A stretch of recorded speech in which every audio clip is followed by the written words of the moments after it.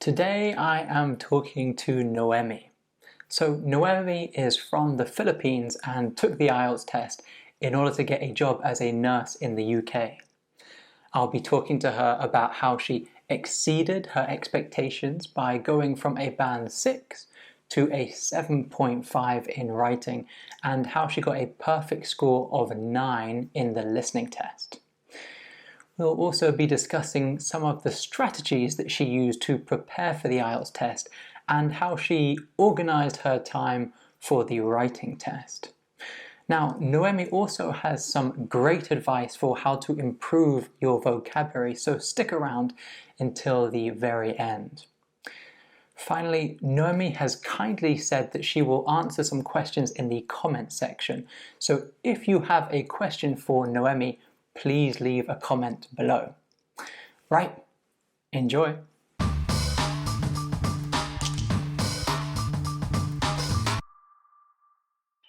So Noemi, congratulations for your IELTS score. Could you tell us what was your score for your IELTS? So this recent test that I did with listening, it was 9, reading 8, writing 7.5, speaking 8, and an overall score of 8. Right. So is that the score that you expected after you finished the test? No, I expected that I will fail. Yeah, but yeah, luckily I made it. I was so happy. I called my husband and said to him, "No, you should check it. I don't want to check it myself." And is that a better score than you even needed? Yeah, of course. To be qualified as a nurse in the UK, you need 7 and above in every aspect, and 7, at least 7 overall, but also at least 6.5 in writing. So I'm so happy that I even did like one band up from the required score. Yeah, and that's very impressive because originally you did a mock test, is that right? For your IELTS? Yeah, so I took it April 29th. So I planned to take mock test in the month of April. So I know my progress and which aspect should I focus on. And so how did you do your mock tests running up to doing your final IELTS test? Yeah, I did it with a website called IELTS.net, something like that. Sorry, I don't remember so much. But I did it, so I bought like 3 mock tests and I divide them by weeks. So first I did it in the first, no, it was last week of March. And then I had 2 weeks gap in each mock test. So I can monitor my progress. And did you progress between doing the 3 IELTS mock tests? Yes, absolutely. I think with my first in all of my mock test, reading and listening was good, but with writing and speaking, it increased. Like from the first mock test, it was only 6.5, something like that. The second one, it was 7, and then the third one was 7.5. Right, that's very satisfying. That 0.5 every time you do a mock test, because normally it takes about a year to go up 0.5. I know, right? But I think your course really helped me a lot. Right. So before I took the second mock test, that's when I decided to really focus on my writing. Right. So I found your course.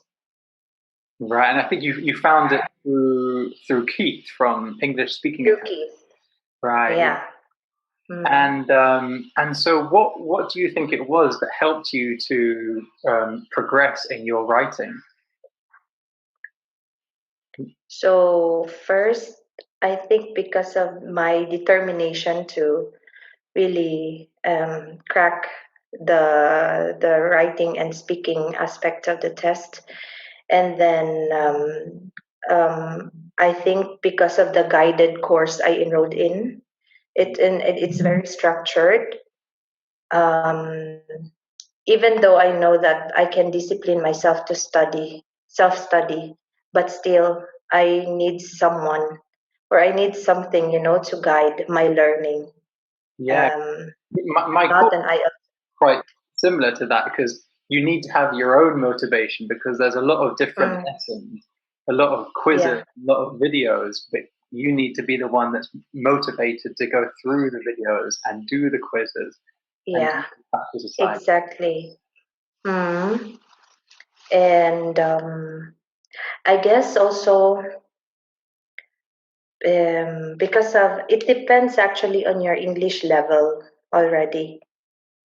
What I learned is if you already have good level of English, but you don't know so much about the format of the test, how are you scored, then I think you should spare time to do that to gain technical knowledge and match it with your English level so you can get a good score because I an acquaintance of mine, I was with her that sit the test last month, and I know that her English level is high, very high.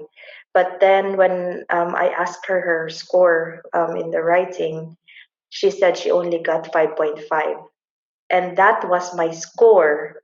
That was my score 7 years ago when I first took the IELTS because I don't really have any knowledge on like how I will be scored in the writing, and that's because I was confident that my English level will be it is fine without knowing the format of the test. And I asked her, um, and then she said that she did not really like study a lot. She did not review or anything like that. Right. So actually your English and her English is a similar level, but I guess so, yeah. you put in the effort and you did some courses and you improved. You Mm, learned the technique yeah, of the writing test and you got 7.5. And then yes, her English is very good, but maybe because she didn't learn the techniques specifically for the writing test, then she got a yeah. 5.5. Mm. Yeah, that's Even with the 5.5, sorry, even with the 5.5, she still got like 7 overall. So I guess it must be also she had like 8 in one aspect or 7. Yeah. yeah. I mean, I often see that with people with a very good level of English. They tend to be able to do the reading test and the listening test, and even the speaking test to a very high level. Um, Yeah. but then with the writing test, there's usually little things that they don't know they should do, things that they're definitely capable of doing. But if you don't know, Yeah. then you're not going to do them. So, for example, It's yeah. Mm. go for it. Go ahead. Okay, so Go for ahead. in the academic test, things like writing an overview and how to Mm. structure your answer and making sure you don't miss out any of the categories or making the relevant comparisons between the data. So those are things that, yes, they can definitely do that. But if you haven't done a course or you haven't practiced reading or writing IELTS reports, then you might not necessarily do those in your test. And likewise with task two, if you're asked a question that needs your opinion, you might not write that in the introduction, and you might introduce Mm. too many ideas that aren't well developed, and that's the kind of thing that will lower your score.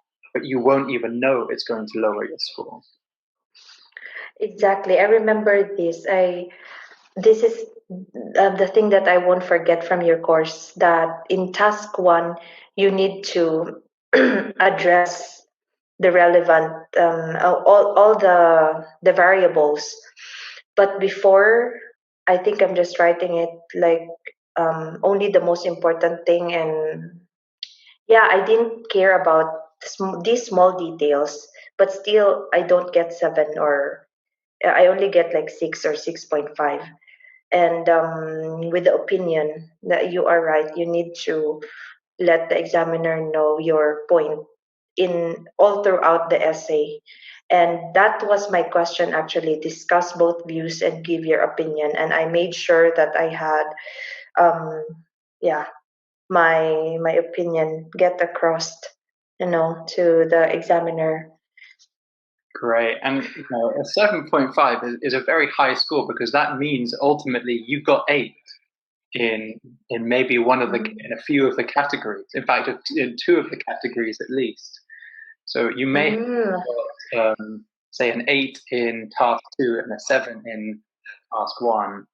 I guess. I'm actually curious. I'm actually curious about the specific score I had with task one and task two, but I won't be able to say it. But I guess with task two, I did not do so well.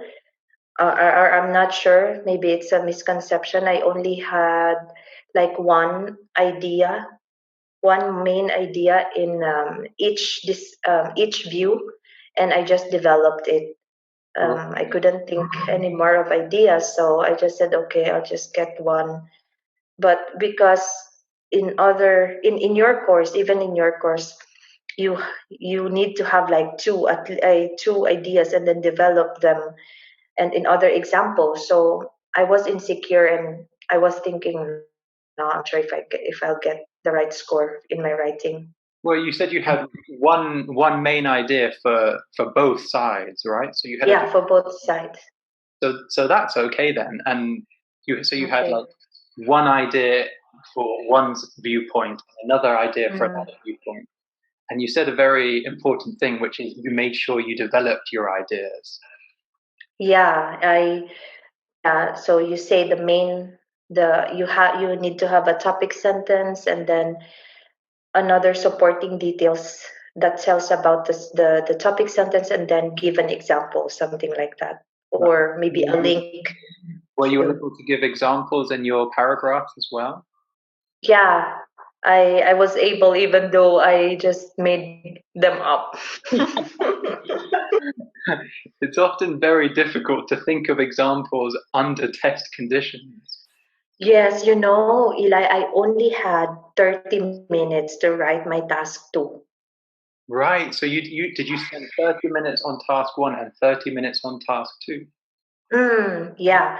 Mm. Even though you said that, oh, you need to have like 25 in task one, at least a maximum 25. But even with my mock test, I don't know. I work with that time. 30 minutes is fine for me. But still, it would be better if I had more, so I could have checked if there are misspellings and punctuation Yeah. errors. But that is interesting that you divided it 50-50, so 30 minutes each, because on the test paper it says spend 20 minutes on task 2 and 40 minutes on, sorry, 20 minutes on task 1 and 40 minutes on task 2. But actually, quite a lot of students have said that they find it easier if they spend 25 minutes, or in your case, 30 minutes on Mm. task 1, and then 35 minutes on task 2, or in your case, 30 minutes. So Yeah, 30 minutes. that Yeah. might be a better way to actually allocate your time. I actually find task one very daunting. Yeah. And because it's, you need to check if the data are correct, because you will be what's this, penalized if you don't get the right data. So, and actually, to tell you the truth, I think I was deducted like 5 minutes from writing task one because at that time I needed to go to the bathroom. Right. So, Um, yeah, we don't have any breaks, and you can't do that before the start of the writing test and 10 minutes after. You can't do that. So, I guess, okay, I just need to go, or else I can't concentrate. So, I was really nervous writing my writing tasks. hmm. That is, yeah. So congratulations. So, so even 5 minutes, Thank you. you only had 55 minutes, but you still managed the 7.5 band, which is incredible. Yeah. And was the task two topic? Was it something that you felt comfortable with? Was it a subject or one of the common topics? For example, the environment. No, actually, no. I think you will answer that task very well. You will get a nine on that because you're a teacher, right? It's a. Can I share the question here? Maybe don't say exactly, but give a Mm. general idea or the theme. Yeah, it's about it's a school subject, something like that. School about school topic and teaching. Right. Yeah, Yes, education yeah. is a very Education. important part too. Yeah. I was hoping for environmental or health topics, not around politics and business and taxes. I don't like those. Certainly, health would be very good with your background in nursing. Yeah. What Yeah, advice? but it did not. What Yeah, advice sorry. to people for how to improve their vocabulary, especially with the common topics in IELTS? Yeah, yeah, I was thinking about this, and I've, initially, if they really want to, if they don't have so much time to prepare, I think they just have to go through the common topics, spend time, and then enroll in your course. You have those vocabulary lessons, right? Yeah. For each topic, and I also went through those ones.